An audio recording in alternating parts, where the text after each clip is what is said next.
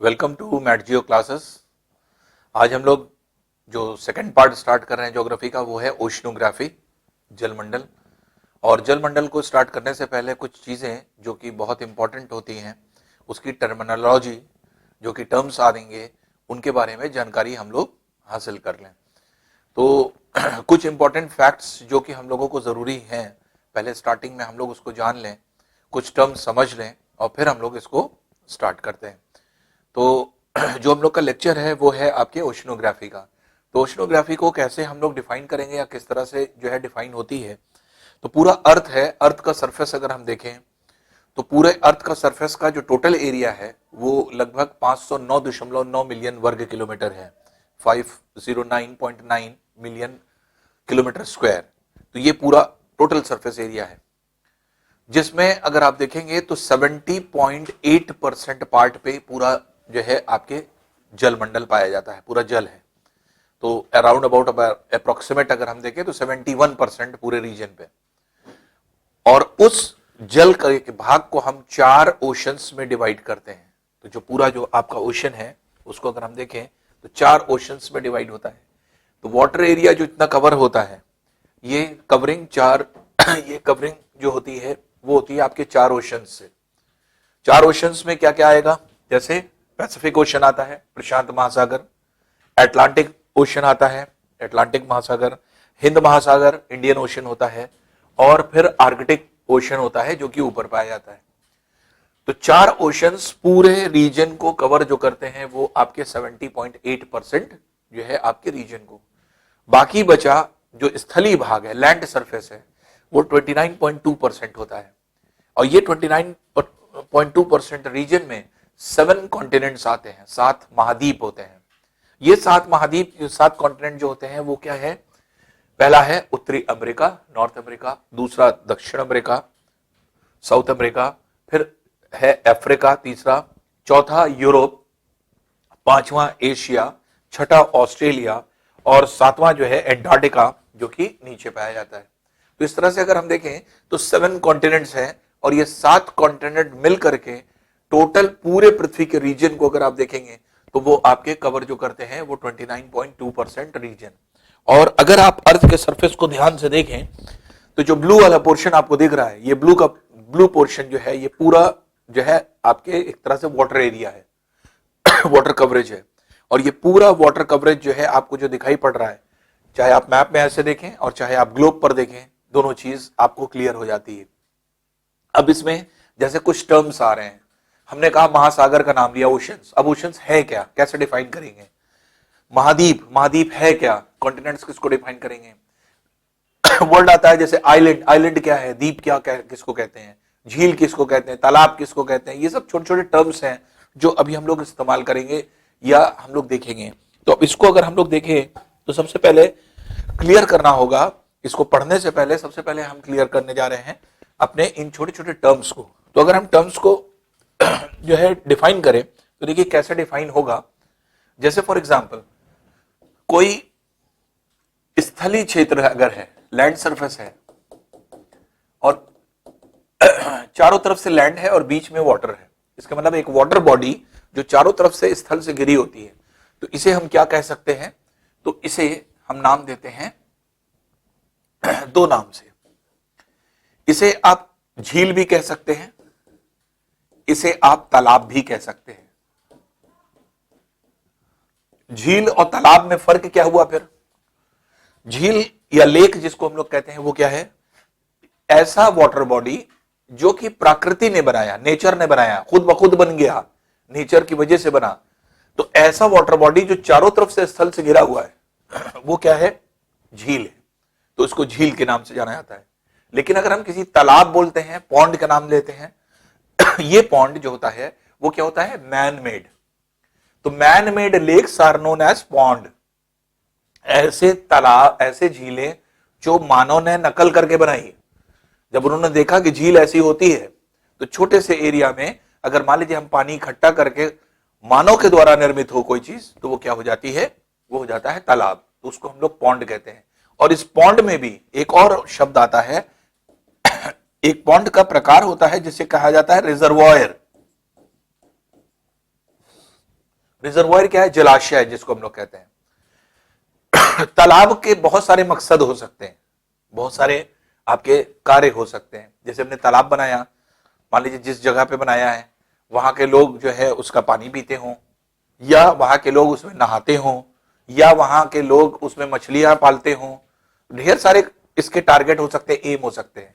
लेकिन अगर कोई तालाब ऐसा बनाया जाए जो पीने योग्य पानी हो, पानी को स्टोर किया जाए, और पानी को स्टोर करने के बाद उसी को जो है यूज किया जाए घरों में, या उसका इस्तेमाल किया जाए ड्रेनेज में, ये इरिगेशन में, सॉरी, जो है सिंचाई के कार्य में। तो अगर ऐसे जो है आपके एक तरह से जो स्ट्रक्चर होते हैं उनको हम लोग कहते हैं जलाशय, रिजर्वायर। तो रिजर्वायर वो पानी का भाग है जिसका यूज हम लोग डायरेक्ट वे में करते हैं, और वो पीने का पानी भी हो सकता है या सिंचाई का भी पानी हो सकता है। और इसी को एक और नाम से जाना जाता है, जब हम सिर्फ सिंचाई के लिए यूज करते हैं, पीने के लिए नहीं, तो उसी को कहने लगते हैं टैंक। तो वो सिंचाई के लिए, जैसे सदर्न इंडिया में देखें, साउथ इंडिया में अगर आप देखें तो वहां पर जो है ट्यूबवेल नहीं है, वहां पे नहरें नहीं है, ये कनाल्स नहीं है। तो ऐसी जगह पे क्या होते हैं, बड़े बड़े तालाब बना दिए जाते हैं और उसपे पानी इकट्ठा कर दिया जाता है, बरसात के दिनों का पानी। और फिर नॉर्मल डेज में जब कृषि की जाती है, जब जो है एग्रीकल्चर होता है, तो उसकी सिंचाई किससे कर दी जाती है? उसी पानी से। तो वो क्या हो जाता है? वो टैंक हो जाता है। तो तालाब के ही ये अलग अलग रूप है, और ये सब क्या है? ये मैन मेड है, जबकि ये क्या है? ये है नेचर मेड। तो जिसने नेचर में ने ऐसा पानी बनाया जो कि चारों तरफ से स्थल से घिरा हुआ है, वो क्या है? वो आपके एक तरह से झील हो जाती है। और तालाब किसको कहेंगे? जो मैन मेड होता है, अर्थात मानव ने जिसको बनाया वो है तालाब। मेन मकसद, तालाब के ढेर सारे मकसद हो सकते हैं, एम हो सकते हैं। अगर पानी को स्टोरेज करने की जो है आपके जो आपके एक तरह से एम हो पीने के पानी के लिए या इरिगेशन के लिए, तो रिजर्वायर हो जाएगा। और सिर्फ इरिगेशन के लिए तो टैंक भी हम कह सकते हैं इसको। इसी को जस्ट पलट दें तो क्या हो जाएगा? जैसे कोई जल का भाग स्थल से घिरा हुआ है, उल्टा भी तो हो सकता है, कोई स्थल का भाग जल से घिर जाए, चारों तरफ जल है। इसको हमने दिखाया, जैसे फॉर एग्जाम्पल मान लीजिए वाटर बॉडी है ये बाहर की तरफ, और अंदर जो आपके रीजन है वो आपके स्थलीय भाग है। तो ऐसी कंडीशन में क्या होगा? ऐसी कंडीशन में आप देखेंगे इस तरह के भाग, जो स्थल का भाग जो जल से चारों ओर घिरा होता है, इसी को हम लोग क्या कहते हैं? इसको कहने लगते हैं द्वीप, आइलैंड। ये कहलाता है द्वीप, आइलैंड। इंग्लिश में आइलैंड बोलेंगे, हिंदी में इसी को हम लोग क्या बोलते हैं? द्वीप बोलते हैं, और उर्दू में इसी को टापू बोलते हैं। यही टापू हो जाता है। तो इसलिए ऐसे स्थलीय भाग जो चारों ओर से जल से घिरे होते हैं, वो सब क्या कहलाएंगे? वो सब आइलैंड के नाम से जाने जाते हैं, या उन्हीं को हिंदी में द्वीप कहते हैं, या उर्दू में बोलते हैं टापू। तो ये आपके ऐसे बॉडीज हो जाते हैं जो कि इस तरह से मिलते हैं। अब देखिए, जहां पर स्थल और जल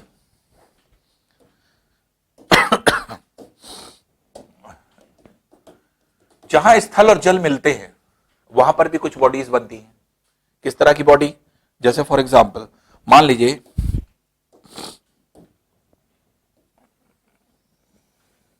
कोई स्थलीय भाग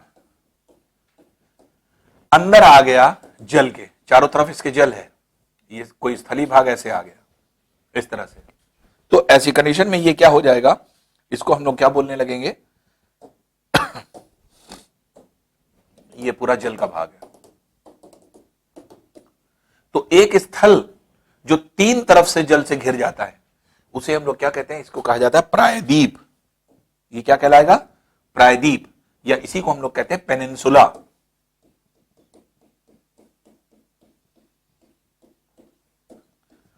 पेनिनसुला, पेनिनसुला क्या है? प्रायद्वीप क्या है? प्रायद्वीप एक ऐसा भाग है, जो ऐसा स्थलीय भाग जो जल के अंदर प्रवेश कर जाता है, तीन ओर से जल से घिर जाता है, उसको हम लोग क्या कहते हैं? प्रायद्वीप, पेनिनसुला। तो प्रायद्वीप तीन ओर से जल से घिरा हुआ भाग होता है, एक ओर इसके स्थल होता है। जैसे फॉर एग्जाम्पल दक्षिण भारत का अगर हम क्षेत्र देखें, तो दक्षिण भारत के क्षेत्र में अगर हम देखें, यह है भारत। एक ओर तो पूरा स्थलीय स्थल है नॉर्दर्न पोर्शन में, इधर देखेंगे जल है, इधर देखेंगे जल है, इधर देखेंगे जल है। अफ्रीका है, आप देखिए ऊपर की तरफ स्थल, इधर जल, इधर जल, इधर जल। साउथ अमेरिका है, इधर जल इधर जल इधर जल, ऊपर स्थलीय भाग। ऐसे जितने पार्ट है जो कि एक ओर से स्थल और दूसरी ओर से जो है आपके ये तीन ओर से जल से घिरे होते हैं, एक ओर से स्थल से, ये सब प्रायद्वीप कहलाते हैं। इसीलिए दक्षिण भारत को क्या कहा जाता है? पेनिनसुलर इंडिया, प्रायद्वीपी भारत। तो प्रायद्वीपी भारत क्यों कह रहे हैं? पेनिनसुलर इंडिया क्यों कह रहे हैं? पेनिनसुला कहा जाता है। और हर प्रायद्वीप का जो अंतिम बिंदु होता है, जो अंतिम बिंदु होगा, इसे कहा जाता है केप, जिसको हिंदी में अंतरीप कहते हैं। जैसे फॉर एग्जांपल इंडिया का सदर्न मोस्ट पार्ट जो स्थलीय भाग का है, इंडिया का सदर्न मोस्ट पार्ट तो अंडमान निकोबार द्वीप समूह पे है, जिसको इंदिरा पॉइंट के नाम से जानते हैं, वो इंडिया का सबसे सदर्न मोस्ट पॉइंट है। लेकिन प्रायद्वीपी भारत का जो दक्षिणतम भाग है वो क्या है? केप कॉमरिन के नाम से, कन्याकुमारी जिसको कहा जाता है। तो कन्याकुमारी लास्ट पॉइंट है जहां पर आपके स्थल का जो है एंड होता है। तो ये क्या है? उसी को केप कॉमरिन कहते हैं। केप कॉमरिन क्यों कहा जा रहा है? केप ऐसे भाग को कहा जाता है जो प्रायद्वीप का अंतिम बिंदु होता है। और ढेर सारे विश्व के बहुत सारे अंतरीप आप पढ़ेंगे, जैसे केप फेयरवेल यहां पे है, केप कैनेडी यूएसए का दक्षिणतम बिंदु है। ये सब जो है आपके केप होता है, जो कि हम लोग यहां पर पढ़ते हैं। तो इसमें जो आपका एक तरह से जो भी हम लोग स्टडी करते हैं, जो भी पार्ट की स्टडी करते हैं, उसको हम लोगों को यहां पर देखना होता है। तो ये क्या है? पेनिनसुलर इंडिया, पेनिनसुलर जो है आपके इंडिया के नाम से जाना जाता है। तो ये क्या है? प्रायद्वीप। तो इसको प्रायद्वीप के नाम से जाना जाता है, जो कि यहां पर हम लोग देखते हैं।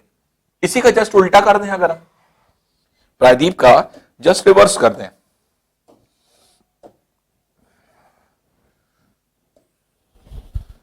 जैसे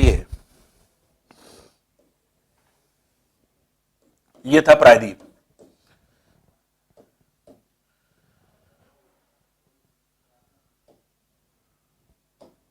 ये है प्रायद्वीप, ये पूरा जलीय भाग है। और इसी का जस्ट उल्टा, जैसे स्थल, जैसे आप देख रहे हैं ये स्थल जल के अंदर आ गया, वैसे ही जल जो है वो स्थल के अंदर चला जाता है। जब स्थल जल के अंदर चला जाए, जब स्थल जो है जल के अंदर चला जाता है, प्रायद्वीप कहलाता है। और जब जल जो है स्थल के अंदर चला जाए, तब इसे क्या कहा जाता है? तब ये आपके जाना जाता है, इसको खाड़ी के नाम से जाना जाता है। तो ऐसा जल का भाग जो तीन तरफ से जल स्थल से घिरा होता है, उसे क्या कहा जाता है? उसे हम लोग नाम देते हैं किस बात का? उसे हम लोग बोलते हैं आपके खाड़ी, गल्फ। और गल्फ को हम तीन पार्ट में डिवाइड करते हैं। तो कहीं कहीं पर गल्फ कहेंगे, कहीं कहीं पर बे कहते हैं, और कहीं कहीं पर बाइट कहते हैं। तो गल्फ, बे, बाइट, ये तीन चीजें हो गई। और ये तीन चीजें जो हैं आपके इस तरह से डिफाइन की जाती हैं। गल्फ कब कहेंगे, बे कब कहेंगे, बाइट कब कहेंगे? गल्फ जब पतरा जल का भाग अंदर की तरफ जाता है, जब बहुत अधिक जल का भाग अंदर की ओर प्रवेश कर जाता है, जो बहुत ज्यादा मात्रा में होता है, तो बे कहलाने लगता है। और जब और ज्यादा अधिक मात्रा जल का भाग अंदर पेनिट्रेट कर जाता है, तो क्या कहलाने लगता है? वो बाइट कहलाने लगता है। तो बेसिकली क्या है, आप ऐसे समझ सकते हैं, जब कोई संकीर्ण भाग, नैरो पार्ट जल का किसी स्थल के भीतर जाता है, तो वो गल्फ कहलाता है। जब कोई बहुत ही आपके एक तरह से ज्यादा जल का भाग अंदर की तरफ चला जाता है, ज्यादा और कम कैसे आप डिफाइन कर सकते हैं? ये कोण, ये एंगल लेस देन 90 अगर बन रहा है, न्यून कोण बन रहा है, गल्फ कह सकते हैं। ये कोण ग्रेटर देन 90 डिग्री बन रहा है, तो ये जो है आपके बे कहा जा सकता है। और 120-150 डिग्री से ज्यादा अगर बन रहा है, तो उसी को बाइट कहा जा सकता है। जैसे उदाहरण अगर हम लें, उदाहरण आप ले सकते हैं भारत का ही। भारत में अगर आप देखेंगे तो इसमें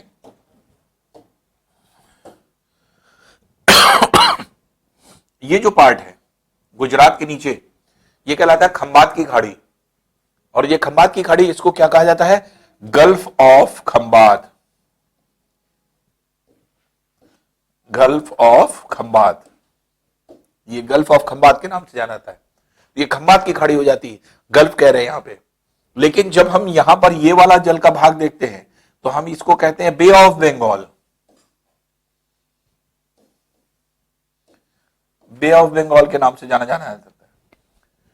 तो जब गुजरात के नीचे पतला जल का भाग अंदर गया, तो हमने कहा खंबात की खाड़ी, गल्फ ऑफ तो खाड़ी कह रहे हैं लेकिन गल्फ यूज कर, यहां पे गल्फ यूज कर रहे हैं। यहां पर हम क्या कह रहे हैं, यहां पे हम कह रहे हैं बंगाल की खाड़ी, यहां फिर खाड़ी इस्तेमाल कर रहे हैं लेकिन इंग्लिश में बोल रहे हैं बे ऑफ बंगाल। और ये देखिए ऑस्ट्रेलिया के नीचे ये जो पूरा जल का भाग ऐसे पतला जा रहा है, बृहद जल का भाग जो अंदर चला गया, इसे क्या कहा जाता है, इसे कहा जाता है ऑस्ट्रेलियन बाइट। ऑस्ट्रेलियन बाइट, यहां पर बाइट कहा जा रहा है। या अफ्रीका का ये वाला रीजन देखिए, ये क्या है, ये भी बाइट है, तीन ओर से स्थल से घिरा हुआ, ये गिनी देश है, गिनी देश के तटीय क्षेत्र में इसको गिनी बाइट कहते हैं, तो गिनी बाइट। तो इस तरह से अगर हम देखें तो ये क्या है, गल्फ अलग चीज हो गई, गल्फ हो गया पतला जल का भाग जो अंदर जा रहा है। बे किसको कहा जा रहा है, जो आपके एक तरह से यहां पे अगर हम देखें तो वृहद जल का भाग बे कहलाता है, और बहुत ज्यादा जल का भाग अंदर की तरफ प्रवेश कर जाता है तो उसी को हम बाइट कहते हैं। तीनों को हम खाड़ी बोलते हैं लेकिन इंग्लिश में इन सब के जो है आपके टर्मिनोलॉजी अलग अलग हो जाते हैं, तो इसलिए गल्फ बे बाइट के नाम से इनको जाना जाता है। तो अब अगर हम देखिए तो गल्फ बे बाइट ये हो गया। फिर इसी तरह से अगर हम देखें, इसको अगर हम डिफाइन करें,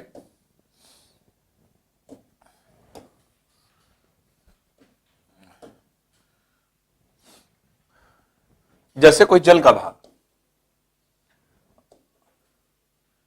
भाग अगर कोई फ्लो कर रहा है, बहता हुआ जल के भाग, बहता हुआ जल का भाग दो नाम से जाना जाता है, एक नदी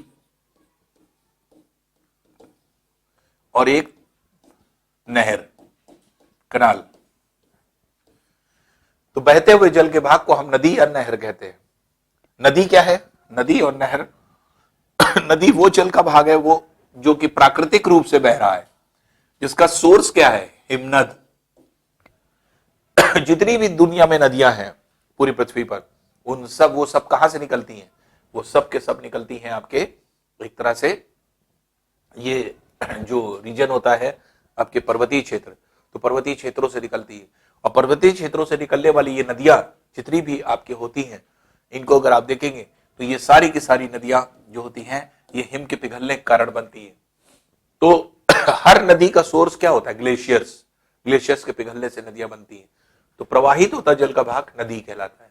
ये क्या है, प्राकृतिक है, नेचुरल है, लेकिन इसी का नकल करके आदमी ने बना दिया, मैन मेड हो गया। तो अब मान लीजिए यहां पर हमने एक लंबी जो है नाली बना दी और नदी के जल को ही इसमें भेज दिया। किस पर्पस से, आसपास के रीजन में सिंचाई करने के लिए आपके, और पानी जो है पहुंचाने के लिए गांव में। ये जो बनाया गया ये कहलाएगा नहर, कनाल। तो नदी की तरह ही नहर भी होती है जिसमें पानी बहता है, लेकिन ये मानव ने बनाया, मानव द्वारा निर्मित, आप नदी कह सकते हैं, वही नहर कहलाती है। और नहर का सोर्स क्या होता है, नदियां। नहर में पानी कहां से आता है, नदी से, रिवर से। तो रिवर्स से पानी अंदर आता है इस नहर में, कैनाल्स में। तो कैनाल्स कौन बनाता है, हम ही लोग बनाते हैं, मैन मेड होता है। जिस रीजन में पानी ना हो या आसपास नदी जा रही हो, उस नदी के पानी को कहीं पर भी मोड़ा जा सकता है और मोड़ करके किसी भी रीजन में भेजा जा सकता है। तो ये जो है मुख्य उद्देश्य होता है इसका। तो अगर देखें तो जितना भी नहरें हैं, ये सब नहरों का सोर्स क्या है, नदियां हैं। नदियों से पानी निकल करके और जो है आपके एक तरह से इस पे जाता है। तो नहर जिसको हम कह रहे हैं, ये एक तरह से ये क्या है, ये सारा का सारा नहर का जो पार्ट है, इसको अगर हम कहें तो ये मेनली जो आपके एक तरह से नहर वाला जो पोर्शन हो जाता है, इसको अगर हम लोग कहते हैं तो वो क्या है, बहता हुआ जल जो मानव ने बनाया है और जिसका सोर्स नदियां हैं, वो आपके नहर कहलाती है। नदी जिस जगह जाके गिरती है उसे क्या कहा जाता है, उसे कहते हैं सागर, सी, सागर अथवा समुद्र। तो समुद्र या सागर के नाम से इसको जाना जाता है। इसमें भी वही चीज है कि समुद्र हिंदी वर्ड है, सागर उर्दू वर्ड है। तो समुद्र अथवा सागर के नाम से सी को जाना जाता है। तो ये जितना भी सागर है या समुद्र है वो आपके इस तरह से यहां पर पाया जा रहा है। तो इसलिए ये समुद्र अथवा सागर के नाम से जाना जाता है ऐसा जल का भाग जहां पर नदियां गिरती हैं। तो नदियों के गिरने वाले स्थान को समुद्र अथवा सागर कहते हैं। और कई सागरों के समूह से, कई सागर अगर मिलते हैं जब वृहद जल का भाग बनता है तो इसी को हम लोग क्या कहते हैं, इसी को कहते हैं महासागर, ओशन। तो वृहद जल का भाग, बहुत विशाल जल का भाग, बहुत बड़ा जल का भाग, जो कई सागरों के समूह से मिलकर के बनता है, दो अथवा दो से अधिक सागरों के समूह से मिलकर के बनता है, तो ये विशाल जल के भाग को महासागर का नाम देते हैं, ओशंस का नाम देते हैं। और जबकि आपके एक तरह से ऐसे वृहद स्थली भाग, ऐसा वृहद स्थली भाग जिस पर दो या दो से अधिक देश आते हैं, तो उस पूरे स्थली भाग को क्या कहते हैं, जो जल से चारों तरफ घिरा होता है, उसी को हम लोग कहने लगते हैं महाद्वीप। तो वो महाद्वीप के नाम से जाने लगता है, कॉन्टिनेंट के नाम से जाने लगता है। तो महाद्वीप क्या है, वृहद स्थली भाग जो चारों ओर से जल से घिरा होता है या महासागर से घिरा होता है, और जिस पर दो या दो से ज्यादा देश सम्मिलित होते हैं, तो वहां पर वो क्या हो जाता है वो हो जाता है महाद्वीप। तो ये एक तरह से कहा जाए, ये महाद्वीप की परिभाषा हो जाती है। जैसे ये महासागर की परिभाषा हो गई, ओशंस की परिभाषा हो गई। तो महासागर जो है आपके एक तरह से ये पाया जाता है जिसमें हम लोग यहाँ पर ये देखते हैं कि ऐसा वृहद जल का भाग जो कई सागरों के समूह से मिलकर के बन रहा है, वो क्या कहलाएगा, महासागर की श्रेणी में आता है। अब देखिए कुछ और चीजें जो जरूरी है जानना, उसको भी देख लें। जैसे कोई स्थली भाग है, दूसरा स्थली भाग है, दो विशाल स्थली भाग आपस में जोड़ना है कोई एक पतले स्थली भाग से, जिसके एक तरफ ये पूरा जल है, इधर पूरा जल है, इधर भी पूरा जल है, ये पूरा जल का भाग है। तो ये जो स्थली भाग है, पतला स्थली भाग जो दो स्थली भागों को आपस में जोड़ रहा है और दो जली भाग को अलग कर रहा है, इसे क्या कहा जाता है, जल संधि, स्ट्रेट। तो स्ट्रेट या जल संधि किसको कहते हैं, जल संधि जो है आपके ये जो आपके होती है, सॉरी ये स्थल संधि हुई, सॉरी ये है स्थल संधि, ये कहलाता है स्थमस।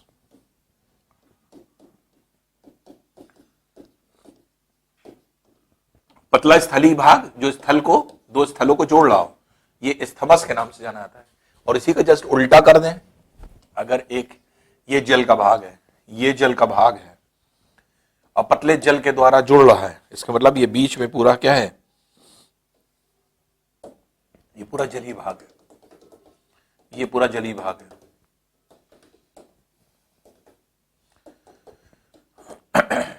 ये जली भाग है और ये जो आपके क्षेत्र है, ये पूरा स्थली भाग है।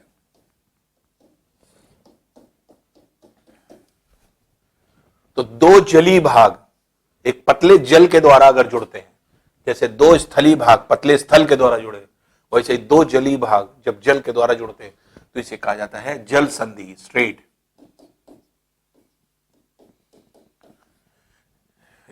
जल संधि मतलब जलों की संधि कराने वाला, संधि मतलब जोड़ना, दो जलों को जोड़ रहा है ये पतला जल का भाग। स्थल संधि, स्थल संधि मतलब दो स्थलों की संधि करा रहा है ये पतला स्थल का भाग, तो ये स्थल संधि हो गया, स्थमस हो गया। तो जस्ट दोनों एक दूसरे के उल्टे हैं।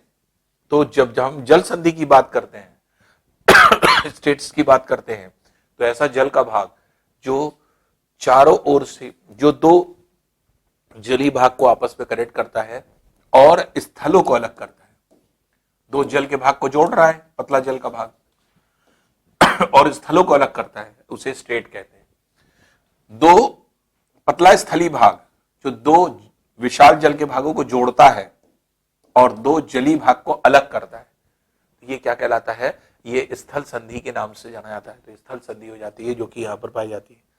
तो ये स्ट्रेट हो गया जो कि पाया जाता है स्थल जल संधि, और ये जो है स्थल संधि हो जाता है स्थमस, जो कि यहां पर जो है आपके पाया जाता है। तो इस तरह से अगर हम लोग देखें तो बहुत सारे टर्मिनोलॉजी इस तरह की आएंगे। अब जैसे इसके उदाहरण ढेर सारे होंगे जो अभी आप पढ़ेंगे। स्थल संधि का उदाहरण आप देख सकते हैं, जैसे फॉर एग्जाम्पल ये देखिए, ये है उत्तरी अमेरिका,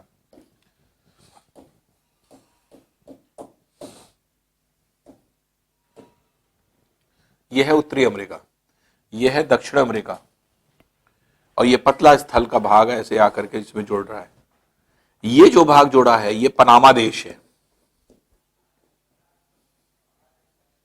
पनामा। तो इसको क्या कहा जाता है? इसको कहा जाता है पनामा इस्थमस, पनामा स्थल संधि। तो पनामा पतला स्थल का भाग है जो दो बड़े जल के स्थलीय भागों को जोड़ता है और जल के अलग कर रहा है, इधर अटलांटिक महासागर, इधर प्रशांत महासागर।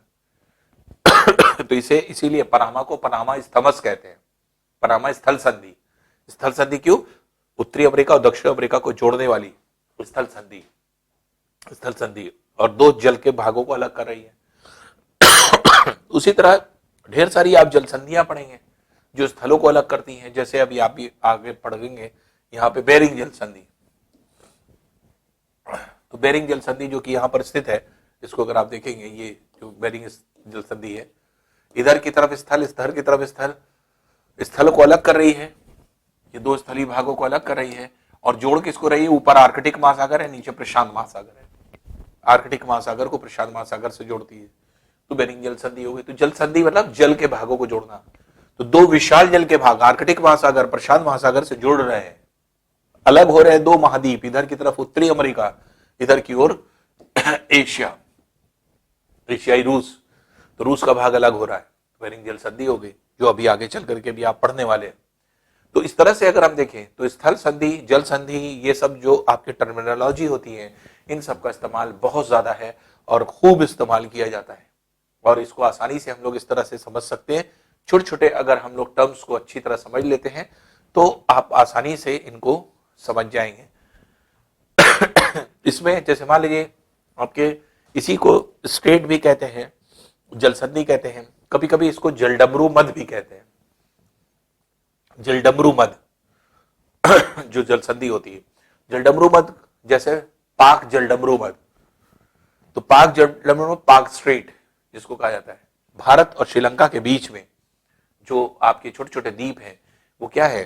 पाक स्टेट को बनाते हैं। जैसे इंडिया जब आप पढ़ेंगे तो इंडिया में आप पढ़ेंगे, इंडिया के मैप में, कि पाक स्टेट क्या है। तो पाक स्टेट जो है आपके एक तरह से पाक जल संधि है, जो आपके एक तरह से ये कहा जाता है कि भारत को श्रीलंका से, आप ये कह सकते हैं, भारत श्रीलंका के बीच में जो पाया जाने वाला पतला पतला जल का भाग, जो पम्बन द्वीपों के बीच से जल का भाग जाता है, वो जो है आपके एक तरह से ये होता है। तो ये यहाँ पे आपके स्थित है, श्रीलंका ये है, ये भारत है। तो जो है पाक जलडमरू मध जिसको हम लोग कहते हैं, वो पार्ट आपके यहाँ पर दिखाई पड़ता है। तो बहुत सारे आपके अगर जलमंडल के टॉपिक में हम लोग आ रहे हैं तो जलमंडल में बहुत सारी शब्दावलियां ऐसी हैं जो क्लियर होना बहुत जरूरी है, और अगर क्लियर है तो आपको समझ में नहीं आएगा। जैसे हम कहेंगे ये जल संधि इसको जोड़ रही है, इसको अलग कर रही है, तो आपके दिमाग में इमेज क्लियर होनी चाहिए। जल संधि मतलब जल की संधि कराने वाली, इसके मतलब दो बड़े जल के भागों को जोड़ने वाली पतला जल का भाग, जो जलों को जोड़ेगा लेकिन स्थल को अलग करेगा। स्थल संधि क्या करेगा? दो बड़े स्थलों को जोड़ने वाला पतला स्थल का भाग जो जोड़ेगा, और अलग कौन कर, और अलग किसको करेगा? अलग करेगा जो है आपके स्थलीय भाग को। तो इसलिए जो आपकी जल संधि है वो जल की संधि कराती है, स्थलों को अलग करती है। स्थल संधि क्या कराती है? स्थलों की संधि कराती है, स्थलों को जोड़ती है और जल को अलग करती है। तो ये जो है आपके एक तरह से इसका टॉपिक हो जाता है जो कि हम लोग जो है पढ़ते हैं। तो जलमंडल में इन सभी चीजों को बात को ध्यान रखते हुए अब हम लोगों को सीधे सीधे आना है जलमंडल पे। ये जो वाटर एरिया है जो कि 4 महासागरों को कवर करेगा, उस पर हम लोगों को जो है आपके एक तरह से वर्कआउट करना है। तो 4 महासागर कौन से हैं जो पूरा जल के भाग है? जैसे हमने आपको बताया, प्रशांत महासागर, पैसिफिक ओशन है, अटलांटिक ओशन है, हिंद महासागर है और आर्कटिक महासागर जो पूरा ऊपर पाया जा रहा है।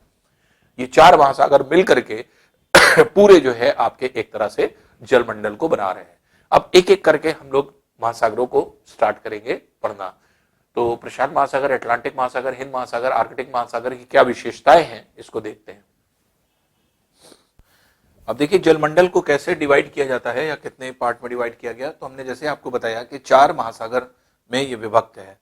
अब पूरा जलमंडल अगर हम देखें तो प्रशांत महासागर, पैसिफिक ओशन, ये पूरा क्षेत्र हो जाता है जो कि उत्तरी अमेरिका, दक्षिण अमेरिका के पश्चिम में आता है, और आधा भाग इधर दिखाई पड़ता है जो आपके यूरोप का, एशिया का जो आपके हिस्सा है।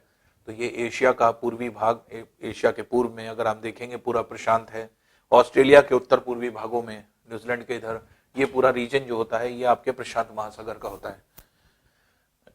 अटलांटिक महासागर ये पूरा रीजन है जो कि उत्तरी अमेरिका, दक्षिण अमेरिका के पूर्व में और यूरोप और अफ्रीका के पश्चिम में है, जो कि आपके इसमें होता है। ग्रीनलैंड के दक्षिण में है, एंटार्क्टिका के उत्तर में है। उसी तरह से हिंद महासागर अगर आप देखेंगे, इंडियन ओशन, तो इसके पश्चिम में अगर हम देखें तो अफ्रीका और जो है मेडागास्कर द्वीप है। इसके उत्तर में देखें तो दक्षिण एशियाई देश हैं, तो साउथ एशियन कंट्रीज हैं। पूर्व में देखेंगे तो इंडोनेशिया और ऑस्ट्रेलिया है, और दक्षिण में देखेंगे तो एंटार्क्टिका है। ये पूरा क्षेत्र हो जाता है। और आर्कटिक महासागर जो सबसे छोटा महासागर होता है, ये आपके ऊपरी भागों में स्थित है, जो उत्तरी अमेरिका के उत्तर में है, या आप ये कह सकते हैं कि यूरोप के उत्तर में है, या एशियाई रूस के उत्तर में है। ये पूरा उत्तरी भाग जो होता है पूरा आर्कटिक महासागर का कहलाता है। अब इसमें सबसे बड़ा जो महासागर है वो होता है प्रशांत महासागर, पैसिफिक ओशन। इसके मतलब पूरी पृथ्वी की सतह को, पूरी पृथ्वी का सतह का क्षेत्रफल लगभग हमने कितना बताया, 509.9 मिलियन वर्ग किलोमीटर, जिसको लगभग आप 510 मिलियन वर्ग किलोमीटर मान सकते हैं। तो अगर 510 मिलियन वर्ग किलोमीटर क्षेत्रफल अगर हम देखें और पृथ्वी के पूरे भाग को 3 हिस्से बांट दें, तो एक हिस्सा अकेले प्रशांत महासागर कवर करता है। 1/3 एरिया, 1/3 एरिया पे अकेले प्रशांत महासागर है। बाकी 2/3 क्षेत्रफल पर तीनों महासागर भी है और 7 महाद्वीप भी हैं। ये सब जो है आपके 2 भाग पर है। तो इसलिए 2/3 भाग पर बाकी रेस्ट ऑफ ऑल कॉन्टिनेंट्स और ओशंस हैं, और प्रशांत महासागर 1/3 एरिया पे अकेले होता है। इसका मतलब पूरे प्रशांत महासागर को अगर आप देखेंगे तो लगभग 165 मिलियन वर्ग किलोमीटर क्षेत्रफल में पाया जाता है, जो कि 1/3 लगभग आपके हो जाता है पूरी पृथ्वी के सतह के टोटल क्षेत्रफल का। और इसी तरह से अगर हम देखें तो लगभग जो है आपके जैसे 165 मिलियन वर्ग किलोमीटर ये होता है, तो लगभग 82 मिलियन वर्ग किलोमीटर इसका होता है, जो कि प्रशांत महासागर का लगभग आधा है अटलांटिक महासागर। तो 1/3 एरिया पे ये है, तो 1/6 एरिया पर आपके ये पाया जाता है। जबकि हिंद महासागर अगर देखें तो 74.4 मिलियन वर्ग किलोमीटर क्षेत्रफल में पाया जाता है, जबकि आर्कटिक ओशन 15 मिलियन वर्ग किलोमीटर, आप कह सकते हैं 14.5 मिलियन वर्ग किलोमीटर क्षेत्रफल में स्थित होता है। तो इसलिए अगर हम कहें सबसे बड़ा महासागर अगर हम कहें या सबसे बड़े क्षेत्र में विस्तार होने वाला महासागर जिसका विस्तार सर्वाधिक है, तो वो आपके प्रशांत महासागर हो जाता है। उससे छोटा अटलांटिक महासागर, उससे छोटा हिंद महासागर, और सबसे छोटा आर्कटिक महासागर। तो ये जो है हम लोगों का क्रम होता है इस महासागरों के इसका। तो अब हम क्योंकि प्रशांत महासागर को पढ़ने आ रहे हैं, तो प्रशांत महासागर की विशेष चीज देखें कि प्रशांत महासागर की बाउंड्री किससे किससे घिरी हुई है या किससे घिरा हुआ है। तो यहां से जैसे हमने आपको डिफाइन किया कि प्रशांत महासागर को देखेंगे, ये पूरा प्रशांत महासागर का पूरा क्षेत्र हो जाएगा जो कि यहां पर पाया जाता है। ये पूरा रीजन है जो प्रशांत महासागर। तो इधर की तरफ क्या है, उत्तरी अमेरिका, इधर की तरफ क्या है, दक्षिण अमेरिका। ये पूरा प्रशांत महासागर का हिस्सा है। इसके पश्चिम में अगर हम देखेंगे तो एशिया का भाग हो जाएगा। फिर इसी तरह से इसके दक्षिण पश्चिम में देखेंगे तो ऑस्ट्रेलिया का भाग हो जाएगा। ये पूरा प्रशांत महासागर का हिस्सा हो जाता है। और इसको अगर हम लोग ऐसे देखें तो ये पूरा प्रशांत महासागर हो जाएगा।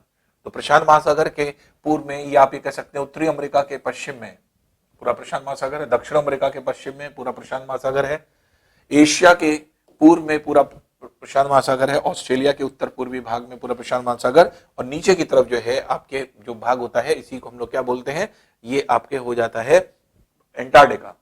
तो ये जो आपके क्षेत्र आप देख रहे हैं ये प्रशांत महासागर का पूरा हिस्सा होता है जो कि यहाँ पर पाया जाता है। तो बेसिकली अगर हम सीमा की बात करें तो ये पूरा क्षेत्र आपके अलग हो जाता है इससे।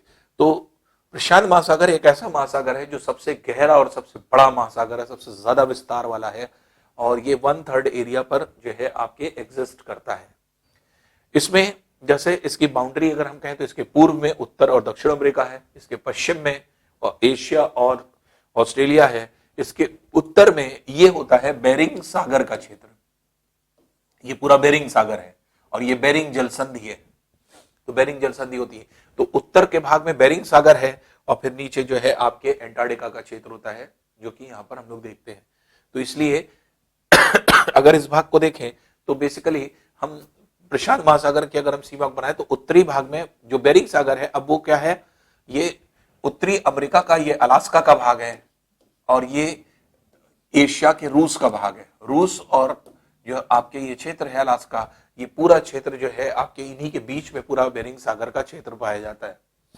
तो ये जो रीजन है इसको अगर हम लोग देखें तो ये आपको यहां पर दिखाई पड़ेगा, ये पूरा रीजन जो आप यहां देख रहे हैं, या यहां आधा भाग, ये पूरा बेरिंग सागर है, ये पूरा बेरिंग सागर का हिस्सा हो जाता है जो कि यहां पर देखते हैं। इसको अगर हम और वाइडली देखें तो बेरिंग सागर आपको इस तरह से दिखाई पड़ेगा, ये पूरा बेरिंग सागर है, जिसके पश्चिम में आएंगे तो ये रूस है, रशिया का पूरा क्षेत्र है, और इधर की तरफ आएंगे तो ये है अलास्का, तो ये अलास्का का क्षेत्र हो जाता है जो कि यहाँ पाया जाता है। और ये जो क्षेत्र है ये है बेरिंग जलसंधि, बेरिंग स्ट्रेट, ये बेरिंग स्ट्रेट का पार्ट हो जाता है। तो बेरिंग स्ट्रेट क्या करती है, ये आर्कटिक महासागर को प्रशांत महासागर से जोड़ती है, या बेसिकली अगर हम कहें तो पूरे आर्कटिक महासागर का ये कौन सा सागर है, चुकची सागर। चुकची सागर ये होता है, जबकि ये सागर होता है बेरिंग सागर। तो ये कह सकते हैं कि जो बेरिंग जल संधि है, ये बेरिंग जल संधि आर्कटिक महासागर के चुकची सागर को प्रशांत महासागर के बेरिंग सागर से जोड़ती है और अलग करती है उत्तरी अमेरिका के अलास्का भाग को एशिया के रूस से। तो अगर यह प्रश्न पूछा जाए कि उत्तरी अमेरिका को एशिया से अलग करने वाली जल संधि कौन सी है, तो वो आपके बेरिंग जल संधि हो जाएगी। तो ये दो महाद्वीपों को अलग भी कर रही है, दो कॉन्टिनेंट्स को, और दो महासागरों को जोड़ भी रही है। तो इसलिए दो महासागर इससे जुड़ भी रहे हैं, तो इसलिए दो महासागर आपस में जुड़ते हैं और दो महासागर जो है आपस में महाद्वीप अलग हो रहे हैं। तो महाद्वीप जो अलग हो रहे हैं वो कौन है, वो है उत्तरी अमेरिका और एशिया, और जो जुड़ रहा है भाग वो क्या है, आर्कटिक महासागर का प्रशांत महासागर से। तो आर्कटिक महासागर प्रशांत महासागर से जुड़ रहा है। दूसरी इंपॉर्टेंट चीज ये है, बेरिंग जल संधि क्यों इंपॉर्टेंट है, तीन मानों में इंपॉर्टेंट है बेरिंग जल संधि। पहली चीज, जिसे बेरिंग जल संधि किसको जोड़ती है, तो आर्कटिक महासागर के चुकची सागर को प्रशांत महासागर के बेरिंग सागर से। तो बेरिंग जल संधि को की इंपॉर्टेंस क्या है, तीन। पहली, दो महासागरों को जोड़ रही है, कौन महासागर, आर्कटिक महासागर को प्रशांत महासागर से जोड़ रही है। दूसरी इंपॉर्टेंस क्या है, दूसरी इंपॉर्टेंस इसी की ये हो जाती है जो आपके एक तरह से ये कहें तो दो महाद्वीपों को भी अलग कर रही है। दो महाद्वीप जो अलग हो रहे हैं वो क्या है, उत्तरी अमेरिका का अलास्का और दक्षिण अमेरिका का, उत्तरी अमेरिका का अलास्का का भाग और एशिया का जो है रूस का भाग जो है आपके अलग हो रहा है। इसके मतलब उत्तरी अमेरिका महाद्वीप को एशिया महाद्वीप से अलग कर रही है, ये दूसरा इंपॉर्टेंट चीज। और तीसरी जो मोस्ट इंपॉर्टेंट पार्ट है, ये जा रही है अंतरराष्ट्रीय तिथि रेखा, इंटरनेशनल डेट लाइन, जो कि यहां से आकर के ऐसे गई है। तो इंटरनेशनल डेट लाइन जा रही है। तो अंतरराष्ट्रीय तिथि रेखा, अब ये सिविल में आया हुआ ये प्रश्न है कि अंतरराष्ट्रीय तिथि रेखा किस जलसंधि के समानांतर होकर गुजरी है, किस जलसंधि के पैरेलल होकर के गुजरी है। तो ये कौन सी जलसंधि हो जाती है, ये हो जाती है बेरिंग जलसंधि। तो बेरिंग जलसंधि के समानांतर होकर के गुजरी जो है आपके ये है। तो इसको अगर आप देखेंगे तो ये व्हाइट वाली लाइन आपको दिख रही है, ये अंतरराष्ट्रीय तिथि रेखा, इंटरनेशनल डेट लाइन, जो बेरिंग जलसंधि से होकर के गुजर रही है। तो इसलिए तीन इंपॉर्टेंट फैक्ट्स इसके लिए अगर आप देख लें। पहली चीज ये कि बेरिंग जल संधि क्या करती है, आर्कटिक महासागर को प्रशांत महासागर से जोड़ी, अर्थात दो बड़े महासागरों को जोड़ रही है। तो आर्कटिक महासागर प्रशांत महासागर किससे जोड़ता है, बेरिंग जल संधि से। दो महाद्वीपों को अलग कर रही है, कौन, एशिया और जो है आपके उत्तरी अमेरिका। तो उत्तरी अमेरिका और एशिया के भाग को अलग कर रही है। तीसरी इंपॉर्टेंट चीज क्या कर रही है कि अंतरराष्ट्रीय तिथि रेखा इसी जल संधि के समानांतर होकर के गुजरी है। तो इसी जल संधि के समानांतर होकर के गुजरी अंतरराष्ट्रीय तिथि रेखा, इंटरनेशनल डेट लाइन, जो कि यहां से होकर के जा रही है। तो ये इंपॉर्टेंट चीजें हैं जो इससे संबंधित होती हैं। अब देखिए, ये रूस का भाग है। रूस का भाग जैसे गल्फ ऑफ एनाडायर, तो गल्फ ऑफ एनाडायर जो आपका ये गल्फ वाला भाग होता है अंदर की ओर कटा हुआ, जिसको जैसे आप उत्तरी अमेरिका का अगर में आप देखें तो आप यहां पर देखेंगे ये जो है गल्फ ऑफ एनाडायर के नाम से जाना जाता है। ये जो आपके भाग दिख रहा है ये है ओखोट्स सागर, ओखोट्स प्रायद्वीप। तो ये जो है आपके ओखोट्स प्रायद्वीप है और ये है ओखोट्स सागर अंदर की तरफ, सी ऑफ ओखोट्स। तो ओखोट्स सागर के नाम से जाना जाता है इसको। अगर हमने इसको देखें तो यहां पर वही चीज दिखाई गई है यहाँ पे अगर आप देखेंगे तो जो आपके एक तरह से जो रीजन है ये गल्फ ऑफ अनाडार है, और यहां से कामचटका प्रायद्वीप है, ये कामचटक प्रायद्वीप जिसको कहा जाता है, जो निकला हुआ भाग, और इसके इधर की तरफ बाई ओर जो है यहीं पर आपके क्या होगा, तो ये ओखोट सागर आ जाएगा, तो ओखोट सी के रूप में यहां पर जाना जाता है। और वही चीज अगर आप देखेंगे तो ये जो निकला हुआ भाग आप देख रहे हैं, ये पूरा जो निकला हुआ यहां तक जा रहा है पूरा पार्ट, ये छोटे छोटे द्वीप हैं, और ये जो है अल्यूशन द्वीप है, ये अल्यूशन आइलैंड्स हैं, जो कि जो है आपके अलास्का से यहां से निकले हुए हैं। और इसी अल्यूशन जो आपके एक तरह से ये निकला हुआ भाग है जो अल्यूशन आइलैंड के नाम से जाना जाता है, तो ये इसी के ऊपर जो पाया जाता है इसको ब्रिस्टल बे के नाम से जाना जाता है। तो ब्रिस्टल बे, सिविल में ये भी पूछा गया था ब्रिस्टल बे किसके तटीय क्षेत्रों में है, तो जो है आपके अलास्का के तटीय क्षेत्र में है।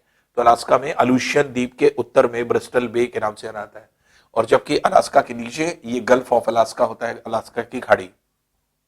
और यहीं इसी के बीच भी अगर आप देखेंगे बेरिंग जल संधि के नीचे यहां पे होता है सेंट लॉरेंस द्वीप। तो सेंट लॉरेंस द्वीप अगर कहा जाएगा तो सेंट लॉरेंस द्वीप आपके ये पूरा भाग हो जाता है जो कि यहां पर स्थित होता है। तो बेरिंग जल संधि के जस्ट नीचे सेंट लॉरेंस द्वीप आता है जो कि यहां पर स्थित होता है। तो ये आपके इंपॉर्टेंट पार्ट हो जाता है जो इससे रिलेटेड है। उसके अलावा अगर हम और भी चीजों को देखें तो जैसे उत्तरी अमेरिका की बात करें तो उत्तरी अमेरिका के नीचे अगर हम लोग आए, ये जो पूरा पोर्शन है इसको यहाँ पे बड़ा करके दिखाया गया है।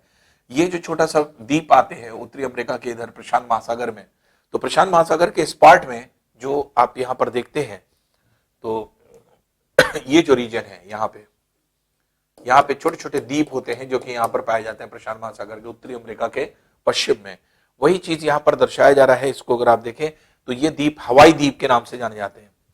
ये हवाई द्वीप हैं जो कि जिनको यहाँ ब्रॉड करके बड़ा करके दिखाया गया है, जबकि ये है ये एग्जैक्ट उत्तरी अमेरिका के पश्चिम में ये हवाई द्वीप के नाम से जाने जाते हैं। और इसी हवाई द्वीप पर जो है इसकी राजधानी ये है जिसका नाम होता है होनोलुलु। तो होनोलुलु के नाम से जानी जाती है इसकी राजधानी। तो हवाई द्वीप की राजधानी अगर कहा जाए जो कैपिटल है वो है होनोलुलु। तो होनोलुलु के नाम से जानी जाती है ये जो है आपकी दूसरी इंपॉर्टेंट चीज हवाई आइलैंड की और क्या थी। हवाई आइलैंड की और इंपॉर्टेंट चीज थी, जैसे आप जब ज्वालामुखी टॉपिक पढ़ रहे थे तो आपने पढ़ा था यहीं पर क्या है माउना किया जो कि विश्व पूरी पृथ्वी का सबसे बड़ा पर्वत है। तो सबसे बड़ा पर्वत होता है जो कि यहाँ पर पाया जाए 9150 मीटर ऊंचा, जो कि माउंट एवरेस्ट से भी ज्यादा बड़ा ऊंचा है। और लेकिन 4205 मीटर केवल भाग इसका प्रशांत महासागर के बाहर है, बाकी सब भाग प्रशांत महासागर के अंदर है। इसलिए ना तो बड़ा में श्रेणी में आता है ना ऊंचे श्रेणी में आता है। लेकिन अगर एक्चुअल में अगर हम लोग देखें तो विश्व का सबसे या पूरी पृथ्वी पर सबसे बड़ा पाए जाने वाला जो है पर्वत आपके माउना किया के नाम से जाना जाता है। उसके अलावा यहाँ पर आपने ज्वालामुखी पर्वत भी पढ़े थे, तो यहाँ पर ज्वालामुखी पर्वत भी होते हैं जो कि हवाई द्वीप पर जो है यहाँ पर स्थित होते हैं। तो इसमें अगर हम लोग देखें तो बेसिकली प्रशांत महासागर एक ऐसा महासागर है जहां पर बहुत सारी चीजें जो है आपके स्थित हुआ करती हैं, और बहुत सारे ऐसे जो हैं आपके चीजें हैं जो कि बहुत आप ये कह सकते हैं कि अट्रैक्टिव चीजें हैं जो कि देखने को मिलती है। अब जैसे हवाई ही द्वीप है, हवाई द्वीप कई मानों में आपके बहुत अच्छा बहुत जो है आपके एक तरह नामी द्वीप है।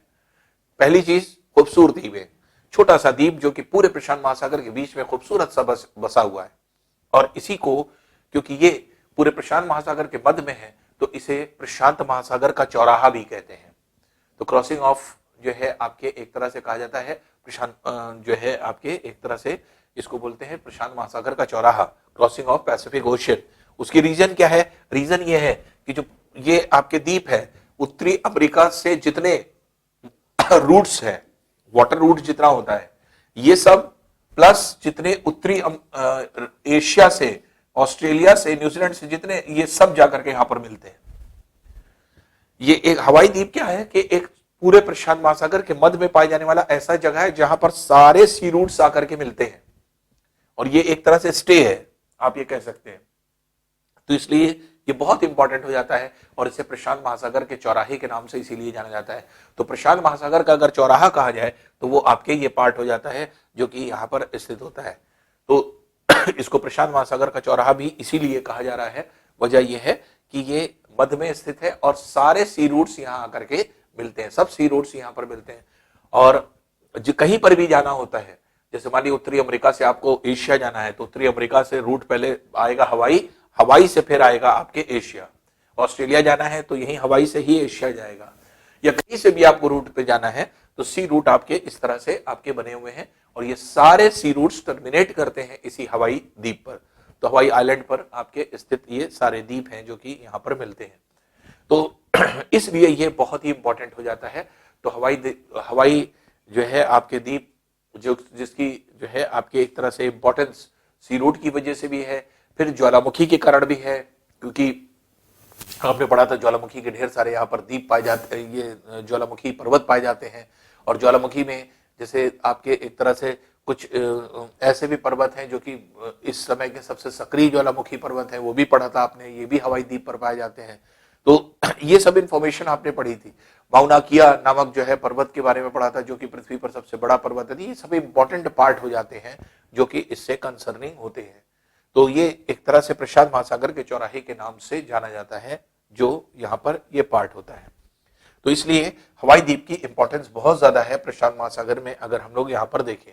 और ये ट्रॉपिक ऑफ कैंसर के नजदीक है, अर्थात कर्क रेखा के नजदीक है, कर्क रेखा के पास जो है यहाँ पर हवाई द्वीप इस जगह पर पाया जाता है।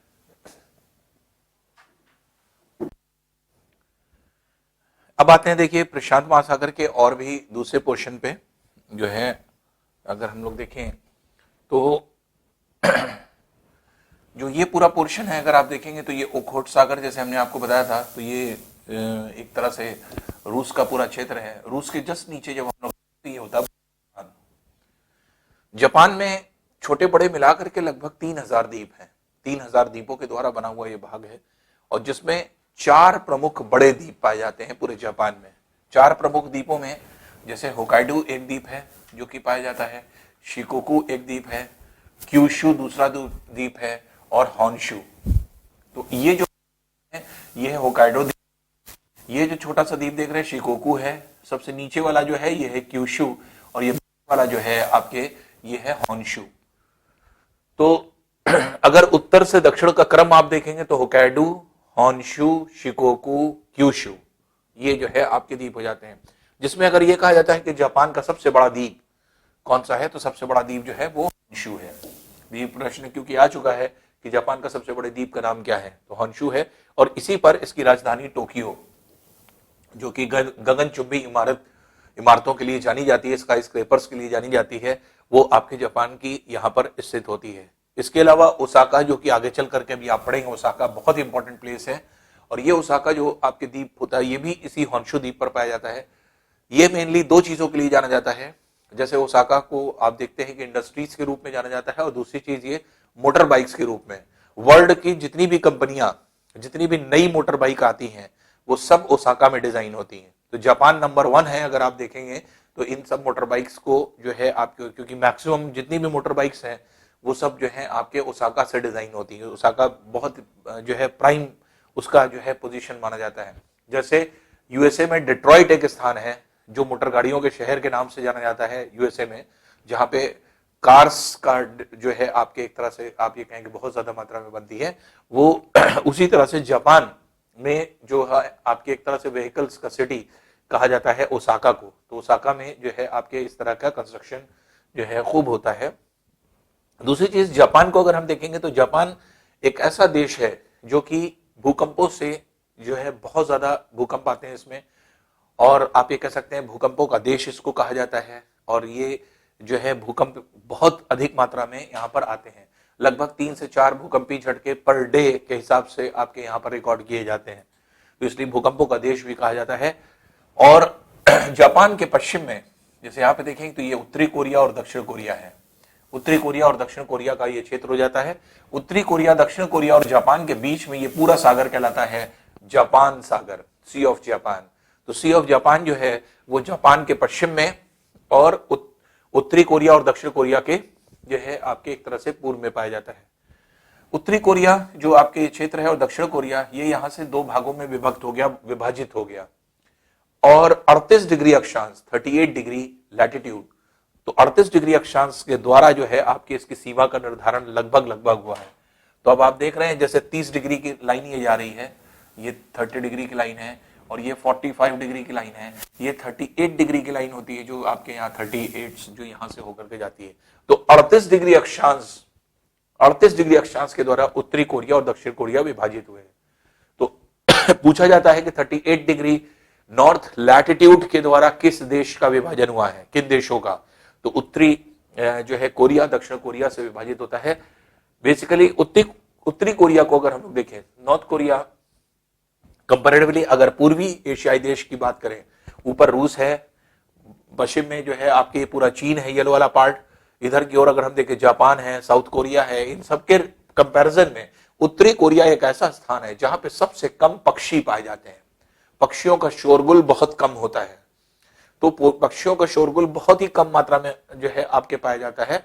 और उत्तरी कोरिया अगर आप देखेंगे तो यहाँ पर वनस्पतियों का अभाव है कंपैरेटिवली और देशों की तुलना में, और जिसकी वजह से यहाँ पक्षी कम पाए जाते हैं, बर्ड्स कम पाई जाती हैं, और इसीलिए सुबह के समय जो पक्षियों की चहचहाहट होती है, शोरगुल होता है, वो यहाँ पर उसका कमी दिखाई पड़ती है। इसीलिए इसे सुबह की शांति का देश, लैंड ऑफ मॉर्निंग काम के नाम से जाना जाता है। सुबह बहुत शांति बनी रहती है यहाँ पे, तो सुबह की शांति के देश के रूप में इसको जाना जाता है, जो कि आपके इस क्षेत्र में यहाँ पर स्थित होता है। दूसरी चीज जो आपके साउथ कोरिया का क्षेत्र है, साउथ कोरिया में जो प्रमुख स्थान है जो है आपके एक तरह से सियोल, जो इसका प्रमुख शहर है, और यहीं पर आपको याद होगा कि ओलंपिक्स भी हुआ था सियोल में, तो ये जो है आपके क्षेत्र होता है। और नॉर्थ कोरिया काफी कुछ चर्चा में रहा, जो है आपके जो किम थे, तो किम ने आपने नाम सुना होगा कि जो कि आपके यहाँ पर जो तानाशाही में इस समय जो आपके शासन कर रहे हैं, तो किम के बारे में आपने ध्यान दिया होगा, तो नॉर्थ कोरिया से ही रिलेटेड है, जिन्होंने पूरे विश्व को चैलेंज कर दिया न्यूक्लियर वेपन के रूप में, और हर देश को इन्होंने चेतावनी दे दी कि हम हर देश को समाप्त कर सकते हैं। तो ये जो है आपके इस वजह से नॉर्थ कोरिया इसलिए काफी चर्चा में था। और ये जो आपके क्षेत्र होता है साउथ कोरिया, जो आपके नीचे का भाग है, अगर आप देखें तो साउथ कोरिया जो है आपके एक तरह से जहां पे सियोल प्रमुख स्थान है, और ये जो अंदर की तरफ ये जो पूरा रीजन आपको दिख रहा है, ये चाइना के पूर्व में ये येलो सी है, पीला सागर, येलो सी। अब येलो सी इसको क्यों कहा जाता है? तो येलो सी इसको इसलिए कहा जाता है कि अगर चाइना में देखें तो चाइना में अगर देखा जाए तो यहां पर जो है आपके एक तरह से कुछ प्रमुख नदियां हैं जो कि आपके प्रवाहित होती हैं, जिसमें से एक नदी होती है जो कि इस क्षेत्र में यहां से होकर के जाती है, और ये नदी यहां पर आकर के गिरती है। और ये नदी एक तरह से जो है ऐसी नदी है जो कि आपके एक तरह से यहाँ की जो चाइना है, चाइना की मिट्टी का जो आपके पार्ट है, ये एक तरह से कहा जाता है इसको जो है आपके लोइस मृदा, लोइस गहरे पीले रंग की मृदा होती है, डार्क जो है आपके येलो कलर की मृदा होती है, और इसी वजह से जो है ये जो नदी होती है ये पूरी मिट्टी को काट करके ले आती है, और ये जो नदी है इसको अगर आप देखें तो ये पूरी मिट्टी को ला करके और इस सागर में डालती है, और जिसकी वजह से सागर का रंग जो है ये पीला हो जाता है। तो इसलिए जो आपका इसका नाम है, इसको पीला सागर के नाम से जाना जाता है, जो कि आपके इस सागर का नाम यहां पर पड़ा हुआ है। अब देखिए इसको पीला सागर तो कहा गया, पीला सागर क्यों कहा गया ये भी हमने आपको बता दिया। ये जो आपके पूरा सागर है इसके गहरा पीले रंग का इसका कलर हो जाता है। क्यों हो जाता है? क्योंकि इसमें जो चाइना में जो मिट्टी है, मिट्टी का नाम है लोइस, लोइस नामक मिट्टी का जो रंग है वो गहरा पीला है। तो नदी ये क्या करती है, इस नदी का नाम है हुआंगहो, हुआंगहो नदी के नाम से जानी जाती है, और हुआंगहो नदी को चाइना का शोक भी कहा जाता है, सोरो ऑफ चाइना के नाम से जाना जाता है। क्यों? हर साल इसमें बाढ़ इतनी ज्यादा आती है कि पूरे पूरे क्षेत्र बहा ले जाती है, और जब बाढ़ आती है तो आसपास की मिट्टी को काट करके जो है आपके एक तरह से ले जाती है। तो अब मिट्टी कट करके बहती है, और मिट्टी का रंग क्योंकि पीला होता है तो इसलिए पूरी नदी का रंग पीला हो जाता है। तो पूरी नदी के जल का रंग पीला होता है, इसीलिए हुआंगहो नदी को पीली नदी भी कहते हैं, येलो रिवर भी कहते हैं। तो अगर ये कहा जाए कि येलो रिवर किसको कहा गया, तो हुआंगहो नदी को कहा जाता है, जो कि इस क्षेत्र में यहाँ पर बहती है। और हुआंगहो नदी को चाइना का चीन का शोक भी कहा जाता है, सोरो ऑफ चाइना के नाम से भी जाना जाता है, और इसीलिए इसका नाम पीला सागर यहाँ पड़ा है। इसी के नीचे एक और नदी जो है यहीं से प्रवाहित होती है, और ये पूर्वी चीन सागर, चाइना के पूर्व का भाग है, तो इसको पूर्वी चीन सागर के नाम से जाना जाता है। तो ये पूर्वी चीन सागर है जो कि आपके इस क्षेत्र में यहाँ पर दिखाई पड़ता है। तो यहां से एक और नदी निकल करके जाती है, इस नदी का नाम है यांगत्से सीकियांग। यांगत्से सीकियांग नामक नदी जो आपकी होती है ये पूरे एशिया की सबसे बड़ी नदी है। तो एशिया की सबसे बड़ी नदी यांगत्से सीकियांग के नाम से जानी जाती है, जो कि बहती है, और ये जो है पूर्वी चीन सागर में जाकर के गिरती है। तो इसलिए ये प्रश्न बहुत पूछा जाता है कि एशिया की सबसे बड़ी नदी कौन सी है। तो एशिया की सबसे बड़ी जो है नदी जो है आपके यांगत्से सीकियांग के नाम से जानी जाती है, और ये पूर्वी चीन सागर, ईस्ट चाइना सी में आपके इस क्षेत्र में यहां पर गिरती है। इसी जगह पर अगर हम देखें तो ये चाइना का एक द्वीप था, इसको फॉर्मोसा नाम से जाना जाता था, और फॉर्मोसा नामक द्वीप था जो कि इस क्षेत्र में यहां पर स्थित हुआ करता था चाइना का। इसे अब स्वतंत्र हो गया ये चाइना से स्वतंत्र होकर ये नया देश बन गया, और इस देश का नाम क्या हो गया, ताइवान। तो इसको ताइवान के नाम से जाना जाता है। तो ताइवान जो है ये क्या है, आपके एक तरह से चाइना से स्वतंत्र हुआ एक देश है। तो पहले चाइना का हिस्सा था, फॉर्मोसा द्वीप के नाम से इसका नाम जाना जाता था। तो इसका प्राचीन नाम अगर पूछा जाए तो फॉर्मोसा है। और इसी तरह से यहीं पर इसी के तटीय क्षेत्र में ये जो भाग आप देख रहे हैं तट पर, ये है हांगकांग। हांगकांग भी क्या है, एक स्वतंत्र होकर के एक नया देश बन गया हांगकांग के नाम से। तो ताइवान और हांगकांग ये दोनों क्या है, ये चीन के ही भाग थे, चीन के ही हिस्से थे, चीन के ही शहर थे आप ये कह सकते हैं, लेकिन ये स्वतंत्र होकर के आपके स्वतंत्र देश बन गया। तो जैसे फॉर्मोसा द्वीप जो है ये ताइवान में कन्वर्ट हो गया, ताइवान देश में कन्वर्ट हो गया, और यहाँ पे हांगकांग जो है ये भी जो है एक तरह से जो है आपके एक तरह से यहाँ पर हांगकांग जो है ये स्थित होता है, और ये जो है एक स्वतंत्र देश के रूप में जो है आपके जाना जाता है। इसको स्पेशल जो है आपके एडमिनिस्ट्रेटिव रीजन इसको बना दिया गया, और ये जो है आपके इसको अलग एकदम कार्यभार दे दिया गया, और इसको एक अलग देश का जो है आपके अस्तित्व जो है दे दिया गया। इसका अस्तित्व जो है एक अलग देश के रूप में आपके हो गया, और जो है इसके सारे जितने भी आपके वर्ग थे हांगकांग, ये पहले सब चीन के ही एक हिस्से के अंतर्गत आता था, लेकिन अब जो है स्वतंत्र रूप से ये एक अलग देश के रूप में काम कर रहा है। उसी तरह से एक बहुत ही इंपॉर्टेंट जो है आपके एक और जो है तटीय क्षेत्र मकाऊ, मकाऊ भी एक बहुत इंपॉर्टेंट शहर है जो कि आपके इस क्षेत्र में यहाँ पर जाना जाता है, जो कि स्थित है। अंदर की तरफ अगर हम देखें तो जैसे वुहान अभी आपने देखा बहुत ज्यादा चर्चा में आया, जहां पे कोरोना वायरस जहां से आपके निकला, तो ये जो है आपके ये वुहान का क्षेत्र है, जो कि आपके मध्यवर्ती भाग में आपके वुहान जो है आपके पाया जाता है। और जबकि चाइना का सबसे बड़ा अगर शहर कहेंगे और इसकी राजधानी कहेंगे तो वो हो जाएगा बीजिंग। तो बीजिंग जो है इसकी राजधानी है और सबसे बड़े शहर के रूप में जाना जाता है, जो कि इस क्षेत्र में यहाँ पर स्थित होती है। तो ये जो है आपके एक क्षेत्र हो जाते हैं, और इसी का एक और द्वीप है चाइना का ही, इसको हैनान दाऊ के नाम से जाना जाता है। तो हैनान दाऊ जो है आपके एक तरह से चाइना का द्वीप हो जाता है, जो कि इस क्षेत्र में यहाँ पर स्थित होता है। और चाइना के दक्षिण में अगर हम देखें तो ये पूरा जो आपके क्षेत्र होता है ये है आपके वियतनाम देश, वियतनाम देश के नाम से जाना जाता है। तो इसमें अगर हम लोग देखें तो बेसिकली ये पूरा का पूरा देश जो वियतनाम है, वियतनाम के पूर्व में अगर हम देखें और चाइना के दक्षिण में देखें तो ये पूरा पाया जाता है साउथ चाइना सी। और इसके पूर्व में अगर आप देखेंगे तो ये फिलीपींस देश हो जाता है, तो ऊपर फिलीपींस हो जाता है। फिर नीचे अगर आप देखेंगे तो ये हो जाता है इंडोनेशिया के द्वीप, मलेशिया और इंडोनेशिया, तो मलेशिया का भाग ये हो जाता है, फिर इंडोनेशिया का क्षेत्र हो जाता है। तो अब ये पूरा जो क्षेत्र है, ये पूरा जो रीजन है, ये साउथ चाइना सी के नाम से जाना जाता है। साउथ चाइना सी, दक्षिण चीन सागर, ये पूरे प्रशांत महासागर का सबसे बड़ा सागर है और विश्व के दूसरे स्थान पर आता है, विश्व का दूसरा सबसे बड़ा सागर है। बहुत जगह पे लिखा है साउथ चाइना सी विश्व का सबसे बड़ा सागर है। तो इससे बड़ा क्षेत्र होता है अरब सागर का, अरेबियन सी का। तो अरेबियन सी विश्व का सबसे बड़ा सागर है जो हिंद महासागर में है वो, और प्रशांत महासागर का जो सबसे बड़ा सागर है वो साउथ चाइना सी है, जो कि विश्व का दूसरा सबसे बड़े सागर के रूप में जाना जाता है। तो विश्व का दूसरा सबसे बड़ा सागर जो है आपके ये साउथ चाइना सी हो जाता है, जिसके उत्तर में चाइना है, जिसके पश्चिम में वियतनाम है, जिसके पूर्व में फिलीपींस होता है और जिसके दक्षिण में मलेशिया और इंडोनेशिया का क्षेत्र हो जाता है। तो ये साउथ चाइना सी के नाम से जाना जाता है, जो प्रशांत महासागर का सबसे बड़ा सागर होता है।